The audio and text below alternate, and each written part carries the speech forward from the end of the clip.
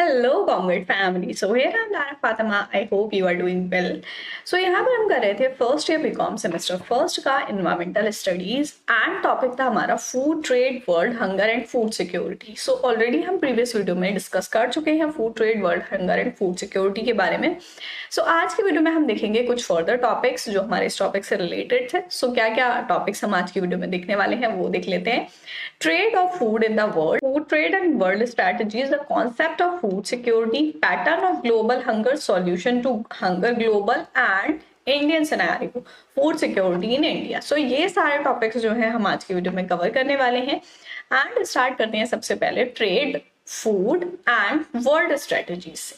Today USA is the largest producer and exporter of food in the world. अगर हम पूरे world की बात करें तो यूएसए कंट्री जो है वो एक बहुत बड़ी प्रोड्यूसर और एक्सपोर्टर है फूड की. फूड मटेरियल जो भी है उनको वो प्रोड्यूस करते हैं एंड देन उसको दूसरी कंट्री में एक्सपोर्ट करते हैं.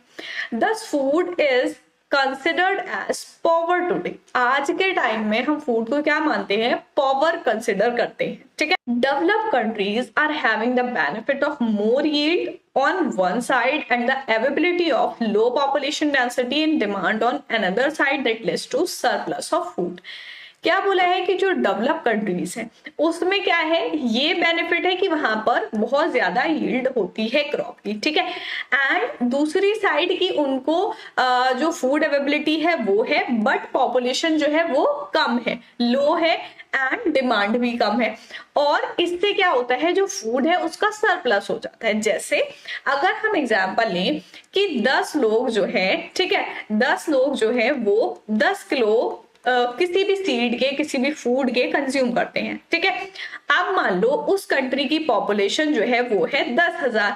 ठीक. तो 10,000 लोगों के लिए कितने केजी यहाँ पर ग्रेन्स चाहिए है? यहाँ पर 10,000 केजी चाहिए. ठीक है. तो अब जो कंट्री है वो क्या करती है, वो ग्रो करती है 50,000 ग्रेन्स. ठीक. इट मीन्स यहाँ पर क्या हुआ, सरप्लस हो गया. ठीक है. वही सरप्लस जो होता है वो कंट्री दूसरी कंट्री को एक्सपोर्ट करती है, सेल करती है. ठीक है. Being very poor in food production and heavy demand for food in the market, developing countries become the bait of developed countries.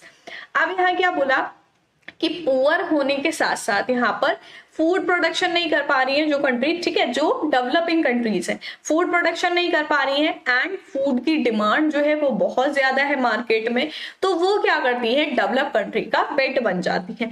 Means कि जो डेवलप्ड कंट्रीज हैं वो क्या कर रही है, फूड को ज्यादा ग्रो कर रही है, उनकी पॉपुलेशन इतनी नहीं है, कंजप्शन इतना नहीं है, तो वो क्या करती है, दूसरे यानी कि जो डेवलपिंग कंट्रीज हैं जिसमें डिमांड बहुत ज्यादा है बट फूड प्रोडक्शन कम है, तो वहां पर वो एक्सपोर्ट करती है. This is called as doctrine of food as power in the world. और इसी को हम बोलते हैं doctrine of food as a power. Food को एक पावर की तरह यूज किया जा रहा है. ठीक है.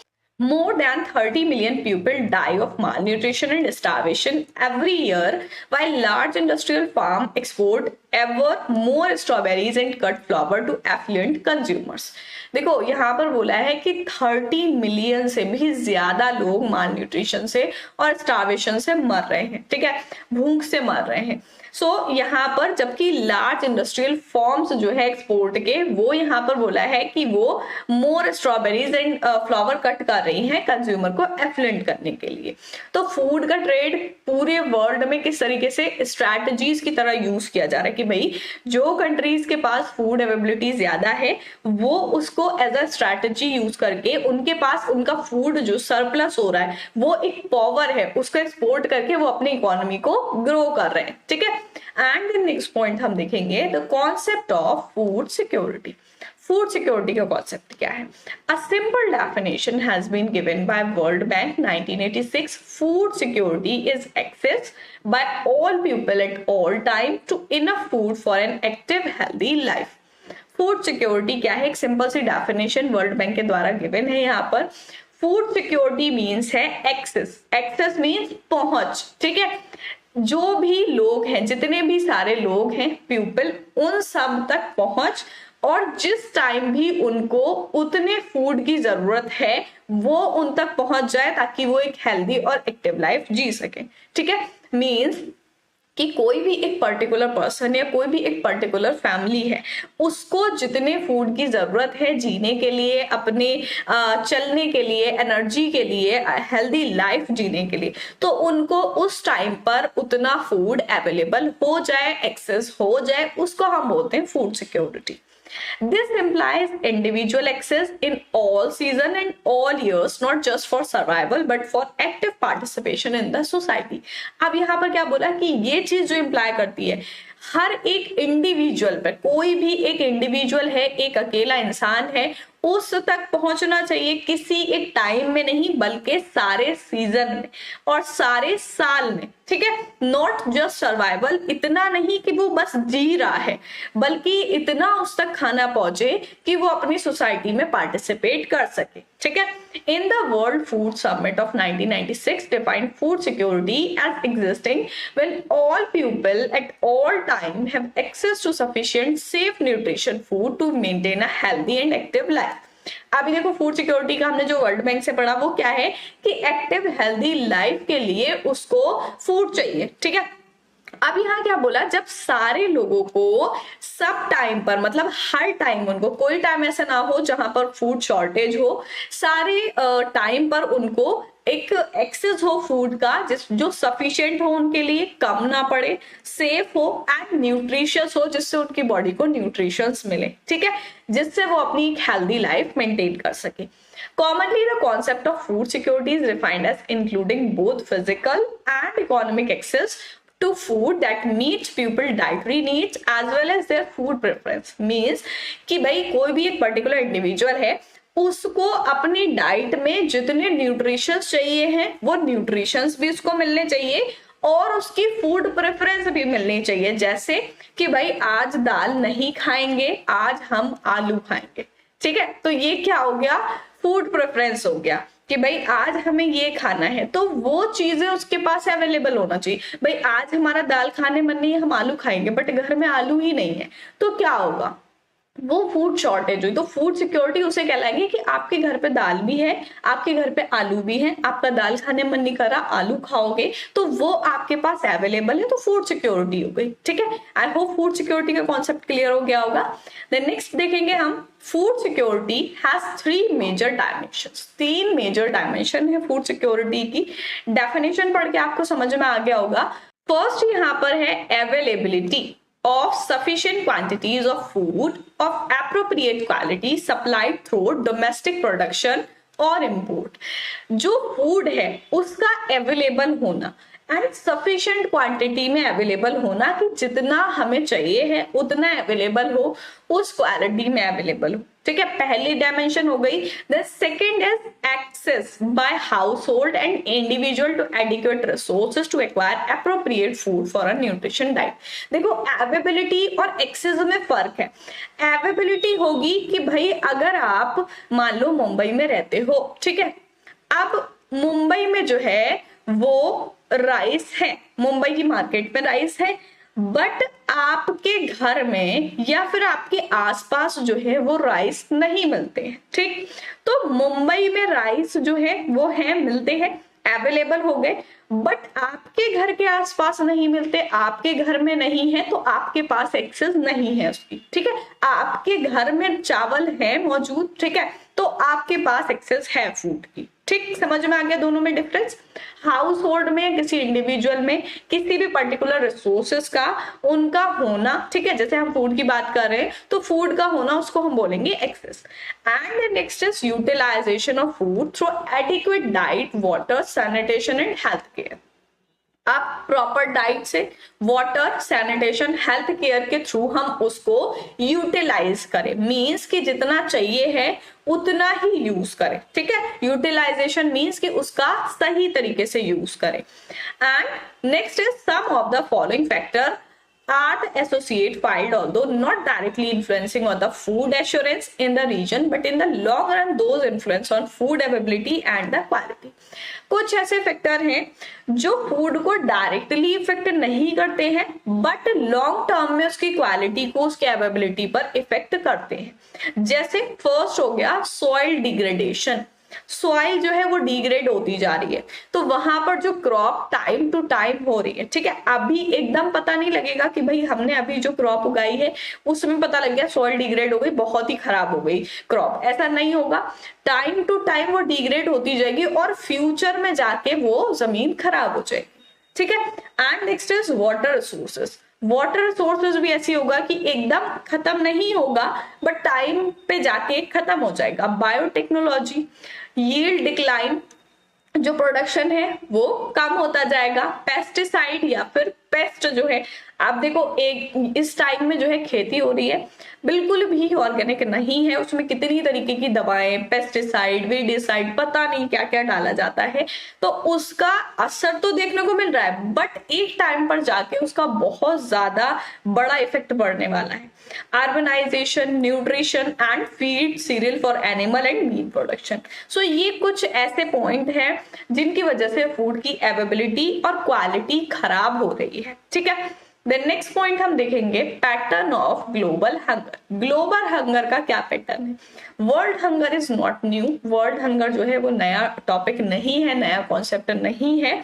At present, 850 million people, 13% of the world population are chronically hunger.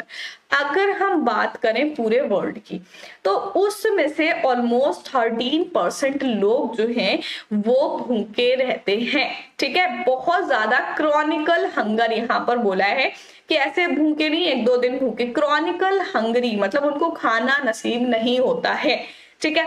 World wide around 852 million man and women children are frequently hungry due to extreme poverty. And reason क्या है? मेन कॉज जो है जो हंगरी होने का population का वो है पॉवर्टी, ठीक है। Up to 2 million people lack food security due to varying degree of poverty. और 2 मिलियन लोग जो है पूरे वर्ल्ड में, उनके पास फूड सिक्योरिटी नहीं है।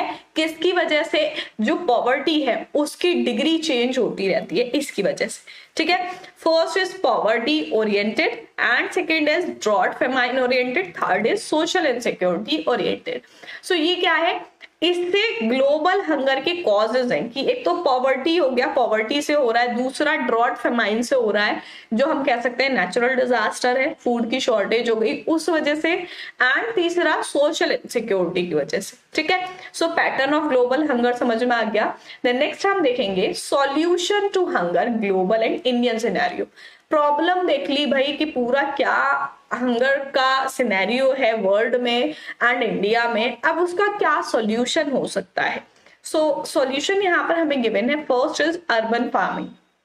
अर्बन फार्मिंग क्या होती है? A revival of urban farming with residents growing food on rooftop and public land. जैसे जो लोग शहरों में रहते हैं वो क्या करते हैं, उनको जो बाहर की चीजें हैं वो बहुत ज्यादा नुकसान दे रही हैं, बहुत ज्यादा उसमें दवाएं लगी हुई हैं या किसी भी वजह से, या फिर शॉर्टेज की वजह से, वो क्या करते हैं अपनी रूफटॉप जो होती है, छत जो होती है, वहां पर कुछ चीजें उगा लेते हैं, ठीक है। तो उसको हम बोलते हैं अर्बन फार्मिंग। अर्बन फार्मिंग से हम क्या कर सकते हैं? हंगर की जो प्रॉब्लम है उसको सॉल्व करने का एक स्टेप ले सकते हैं। पब्लिक लैंड को यूज कर उस पर फार्मिंग कर सकते हैं, क्योंकि भाई अगर गांव की बात करें, रूरल एरियाज की बात करें, तो वहां पर बहुत ज्यादा लैंड एरिया होता है जिस पर क्रॉप उगाई जा सकती है, खाने का जो भी मटेरियल है हम वो ग्रो कर सकते हैं। बट अगर हम शहरों की बात करें तो वहां पर इतना आसान नहीं होता है, क्योंकि वहां पर लैंड ही अवेलेबल नहीं है, ठीक है। जब एरिया अवेलेबल नहीं है तो कहाँ पर क्रॉप होगी? तो लोग क्या करते हैं अपनी घर की छतों पर, जैसे छोटी मोटी चीजें जो हमारे रोज की यूज की चीजें हो गई, कुछ सब्जियां हो गई, ठीक है, टमाटर हो गया, आलू हो गई, मिर्चे, धनिया, ये सारी चीजें जो होती हैं वो अपने घर की छत पर उगा लेते हैं, उसको हम अर्बन फार्मिंग बोलते हैं। Then second is boosting agriculture science and technology. Agricultural science को और टेक्नोलॉजी को बढ़ावा देना, ठीक है, उससे बढ़ा के हम हंगर को दूर कर सकते हैं। Rising agricultural productivity drives economic growth. देखो भाई टेक्नोलॉजी जो है आजकल हर जगह आ गई है, तो एग्रीकल्चर की प्रोडक्टिविटी को बढ़ाने के लिए हम टेक्नोलॉजी का यूज कर सकते हैं, एंड अगर एग्रीकल्चर प्रोडक्टिविटी हमारी बढ़ती है तो उससे इकोनॉमिक ग्रोथ भी होगी। Improved agricultural technology is a की कंपोनेंट फॉर बूस्टिंग प्रोडक्टिविटी। जो एग्रीकल्चर टेक्नोलॉजी यूज की जाएगी एग्रीकल्चर में, वो क्या होगा, उससे जो है प्रोडक्टिविटी और इंक्रीज हो जाएगी। जैसे पहले के फार्मर होते थे वो क्या करते थे, अपने ट्रेडिशनल मेथड्स को यूज करके फार्मिंग करते थे, बट आजकल के जो लोग हैं वो टेक्नोलॉजी को यूज करके बहुत ज्यादा प्रोडक्टिविटी को इंक्रीज कर रहे हैं, जिससे क्या होगा, अब फूड की शॉर्टेज जो है वो कम होगी, हंगर की प्रॉब्लम जो है वो सॉल्व होगी। ठीक है, सो टेक्नोलॉजी एक बहुत ही इंपॉर्टेंट चीज है जिसको एग्रीकल्चर में यूज किया जा सकता है। And next is market opportunities, developing domestic market and international trade opportunities, expanding farmers commercial opportunities is critical for ensuring adequate return. So market opportunities develop की जा सकती हैं डोमेस्टिक मार्केट में या इंटरनेशनल मार्केट में, जिससे जो फार्मर्स की कमर्शियल अपॉर्चुनिटी है वो बढ़े एंड उनको अच्छा रिटर्न मिले, जिससे वो आगे क्रॉप ग्रो कर सके। And next is enhancing human capital, human capital को इनहेंस किया जाए, बढ़ाया जाए। Better education and improved health contribute to greater scientific capacity, more productive labor force in farming। देखो, जब ह्यूमन कैपिटल इनहेंस करने का क्या मतलब है, ह्यूमन कैपिटल कहते हैं हम लेबर को, ठीक है, तो ज्यादा अच्छी एजुकेशन दी जाएगी उनको, इम्प्रूव्ड हेल्थ दी जाएगी, तो उससे क्या कंट्रीब्यूट होगा कि भाई जो लेबर है वो प्रोडक्टिव होगी, फार्मिंग में वो अच्छे से वर्क करेगी। And next is organic farming. Organic farming is one of the eco-friendly activity. In that process, the balance of nature is always maintained। देखा है, बहुत सारे प्रोडक्ट आपने देखे होंगे, उसमें लिखा होता है eco friendly, eco friendly product है। इको फ्रेंडली प्रोडक्ट का मीन्स यहाँ पर क्या है, इको फ्रेंडली प्रोडक्ट ऐसे प्रोडक्ट होते हैं जिनको बनाने के लिए कुछ भी नेचर को हार्म नहीं किया जाता। उस प्रोसेस में सबसे पहले नेचर को रखा जाता है, नेचर को बैलेंस रखा जाता है कि भाई हमारा नेचर जैसा है वो और बेटर तरीके से यहाँ पर मेंटेन रहे, उसको किसी तरीके का नुकसान ना पहुंचाया जाए। तो ऑर्गेनिक फार्मिंग हम कर सकते हैं। ऑर्गेनिक फार्मिंग मीन्स कि ऐसे फार्मिंग कर सकते हैं जो इको फ्रेंडली एक्टिविटी हो एंड जिससे नेचर को कोई भी हार्म ना पहुंचे। पहले हमें नेचर को मेंटेन रखना है, ठीक है। सो ये कुछ सॉल्यूशन होंगे हंगर को, ये कुछ सॉल्यूशन हो जाएंगे हंगर को खत्म करने के, ठीक है। एंड द नेक्स्ट पॉइंट हम देखेंगे food security in India. In India food security can be viewed as 4-phased concept. India में फूड सिक्योरिटी को हम 4-phased कॉन्सेप्ट की तरह देखते हैं। अब वो 4-phase कॉन्सेप्ट क्या है, फर्स्ट फेज है हमारा during 1940 to 1960s। Food security was only consider in terms of physical availability. 1940 से लेके 1960 तक की बात करें तो उस टाइम पर फूड सिक्योरिटी को क्या माना जाता था कि भाई फिजिकल टर्म्स में फूड का अवेलेबल होना, ठीक है, उसको बोलेंगे फूड सिक्योरिटी है। बट सेकेंड स्टेज यहाँ पर है 1970s की, economic access to food was consider equally important in which every individual must be able to purchase food. Economic access, economy में उस फूड की एक्सेस होनी चाहिए एंड उसको उतना ही इक्वल इंपॉर्टेंट माना गया कि हर एक इंडिविजुअल के पास वो फूड होना चाहिए, यानी कि वो उस फूड की अगर उसको जरूरत है तो वो उसको खरीद सके। This was through fair price shop and मतलब ऐसा भी नहीं है कि वो फूड जो है उसको बहुत ज्यादा हाई प्राइस में दिया जाए, फेयर प्राइस पर दिया जाए। एंड थर्ड फेज है 1980s का, food security must be consider at level of individual and not merely of the household, as within a household women and girl children tend to be undernourished. So यहाँ पर बोला है कि food security 1980 में क्या consider किया गया कि भाई लेवल ऑफ इंडिविजुअल, बल्कि ऐसा ना हो कि पूरे हाउस होल्ड का माना जाए, हर एक इंडिविजुअल, एक घर का नहीं बल्कि हर एक इंडिविजुअल का। इंडिविजुअल मीन्स कि यहाँ पर हाउस होल्ड की जो वुमेन्स हैं, जो गर्ल चाइल्ड है, उनको भी सारी चीजें मिले, वो अंडर नरिश ना रहे। एंड देन फोर्थ फेज जो है 1990s का, वो है is recognized that micronutrients in addition to environmental hygiene and safe drinking water are important as part of food security। 1990 में क्या माना गया कि भाई माइक्रो न्यूट्रिशंस जो है वो भी ऐड होने चाहिए, एंड इन्वायरमेंटल हाइजीन होना चाहिए कि जो भी फूड हम खा रहे हैं वो हाइजीन हो। ड्रिंकिंग वाटर जो है, पीने का पानी, वो सेफ हो, गंदा ना हो। तो इन चीजों को भी फूड सिक्योरिटी का एक बहुत ही इंपॉर्टेंट पार्ट माना गया। एंड इसी तरीके से ये फेज जो है वो इंक्रीज होता जा रहा है कि भाई फूड सिक्योरिटी हम किसको कहेंगे, पहले की अवेलेबल है, बट उसके बाद सारी चीजें कि हर एक इंडिविजुअल को मिलना चाहिए, हर टाइम पर मिलना चाहिए, सेफ पानी मिलना चाहिए, ठीक है। सो ये सारी चीजें हमारी फूड सिक्योरिटीज में आ जाती हैं, ठीक है। सो आई होप आपको सारी चीजें अच्छे से समझ आ गई होंगी। आज की वीडियो में हमने food trade, world hunger and food security के जो फर्दर टॉपिक्स थे वो डिस्कस किए हैं। सो सबसे पहले हमने फूड ट्रेड के बारे में देखा एंड देन फूड सिक्योरिटी का कॉन्सेप्ट। उसके बाद हमने देखा पैटर्न ऑफ ग्लोबल हंगर क्या है, देन सॉल्यूशन क्या है ग्लोबल हंगर का, एंड फूड सिक्योरिटी इंडिया में क्या है। सो आई होप वीडियो आप लोगों को हेल्पफुल लगी होगी। सो मिलते हैं नेक्स्ट वीडियो में नेक्स्ट टॉपिक के साथ, तब तक के लिए गुड बाय।